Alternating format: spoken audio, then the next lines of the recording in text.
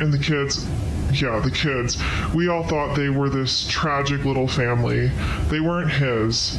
We found the DNA records later. You had a baby in a house when you were 13 years old and we can't find you. By the way, where's the baby buried? I asked that question to her. And she said what happened after she gave birth was they called her mom and they said that she's got to go. I said, how do you know the baby was dead? You're telling me they moved you into a room and they induced labor after you said, I don't want to give up my child. They hid. Not because I was embarrassed, not because I didn't want anyone. Yes, we did keep it very private, but it's because it was a moment very sacred. I was growing a human inside of me, my baby.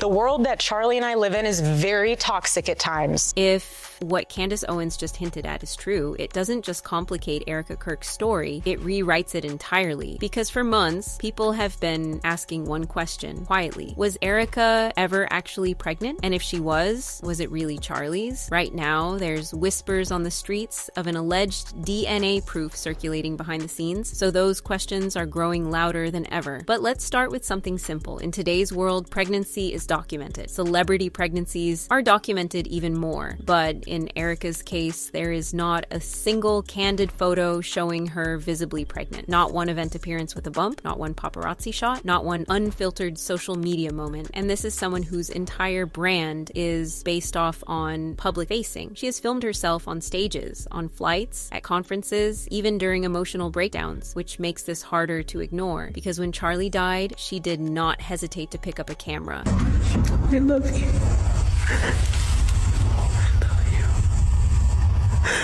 God bless you. She filmed herself kissing her husband's body. She documented raw grief in real time. So here's the contradiction. Why was pregnancy sacred and private, but death was public and immediate? If privacy was the principle, why did it only apply to one chapter of her life? That is where people began looking deeper. Erika's social handles are literally Mrs. Erika Kirk. Her identity online is fully attached to her marriage. So when that ultrasound footage surfaced, viewers noticed something strange. The name on the ultrasound was not Erika Kirk. It was her maiden name, Erika Franzfa. Now, maybe that is paperwork, maybe it is timing, maybe it is administrative, but when your public identity revolves around being Mrs. Erika Kirk, forgetting that name on something as monumental as an ultrasound feels inconsistent. Another minor detail is that Charlie was absent during said ultrasound visit. Story of the woman who raised Erika Kirk. Her mom, Loretta Franzfa. Yeah, that's Erika Kirk getting an ultrasound. There's been a lot of talk about whether or not that woman has really ever been pregnant. Now, I've been pregnant 5 times. The first was a miscarriage, gave birth to 4. So you bet your ass I zoomed in on that ultrasound screen. And this is a close-up of the screen, which led me to do a deep dive into the stages of pregnancy, which I've done, back in the day when I was pregnant, but it's been a while. It's hard to see a lot of detail in that picture. Based on her stomach size and the size of what we can see, it would be safe to presume this is the viability ultrasound, that they determine if there's a heartbeat, which they can do as early as 6 weeks. And this is what it looks like at 6 weeks, and this is what it looks like at 8 weeks. Wanted to compare that to her picture, but I don't have the technology to zoom in on it. I wasted 2 hours, except I learned that at 9 weeks they hiccup. I didn't know that.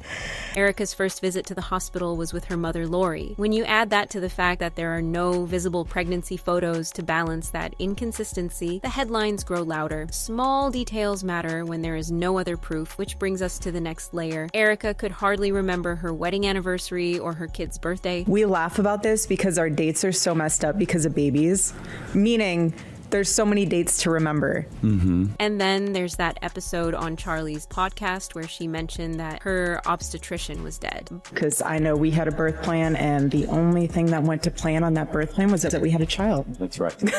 Everything else went out the window. We had a great OD, may he rest in peace. Terrible story. It's so sad. But gets even weirder. Candace Owens recently alleged that on the day Charlie was shot, Erika was not where she claimed to be. Seeing Charlie in an elevator, everything about Charlie is adding up.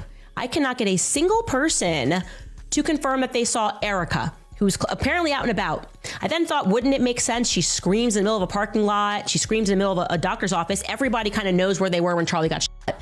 Okay, if this doctor's office had people in it, there's going to be someone who said, hey, I heard a giant scream at my doctor's office. Erika stated she was with her mother at the hospital receiving treatment. But according to Candace's sources, she was at a hotel suite in Fort Huachuca, where he was to tell his story, but he also had to include the part where he claims that he saw Erika Kirk the night before, also on Fort Huachuca at Candlewood Inn and Suites, okay? Back at the time, Andrew Colbert was trying so hard to create an alibi for Erika, claiming that she went to dinner with Charlie the night before. He also forwarded a picture, which Erika took, by the way, that's her hand, basically showing proof that she was with her kids on September 9th. Proof that she was with her kids at 8:33 a.m. Pacific time, taking them for a walk before going into the office. But new revelations now claim that not only was Erika gone the night before Charlie's she was allegedly with Tracy Martin, a woman whom she has known for over a decade, a woman who has been in her life long before Charlie. Tracy Martin. Remember, Tracy Martin is Erika's best friend for over 15 years.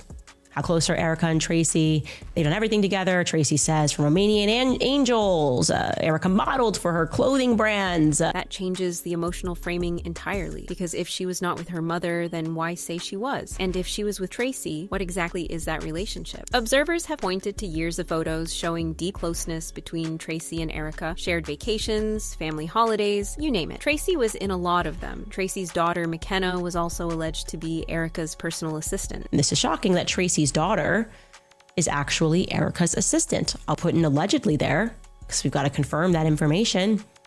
But the source knows. To some, it looks like friendship. To others, it looks like something more. And this is where the speculation intensifies, because theories that Erika didn't have her own kids but used a surrogate has already left the group chat when you tie it to the absent baby bumps, forgetting her kid's birthday, and all the other inconsistencies in her story. The theory is not simply that Erika used a surrogate. The theory is that the children may biologically belong to someone within her close circle. If that were true, it would explain the absence of pregnancy photos. It would explain the ultrasound name discrepancy. It would explain why the narrative of privacy was so carefully controlled. And it would raise an even bigger question. Did Charlie know? Or was he presented with a version of reality the public also believed? Now, all of these speculations have been going on since forever, but things just took a wilder turn because of the name Tyler Bowyer. And Tyler was there. Tyler Bowyer. Yes, he was there with his wife, his beautiful wife, and his kids. And he came up to me afterwards and he was like, hey, we're starting this, or we have this organization and we're starting in Arizona. Would love for you to be a part of it. And I said, thank you for all the information, but I am moving to Manhattan. And I was like, stay in touch. And we didn't really stay in touch all that much. Tyler Bowyer. And this is where the story stops being vague and starts becoming specific, because word on the streets is no longer just about secrecy or surrogacy. It is now about paternity. Sources are alleging that Tyler Bowyer might be the biological father of Erika's children. And if that sounds extreme, it only sounds that way until you line up timing. It has now been allegedly confirmed that the night before Charlie Kirk left, the marriage was not in a good place, that they were not on good terms, that divorce was no longer a distant threat, but an approaching reality. Charlie was not wearing his wedding ring, he slept on the couch. She didn't kiss him goodbye the day before. I want to see what they did to my husband, and I want to give him a kiss, because I didn't get to give him a kiss this morning.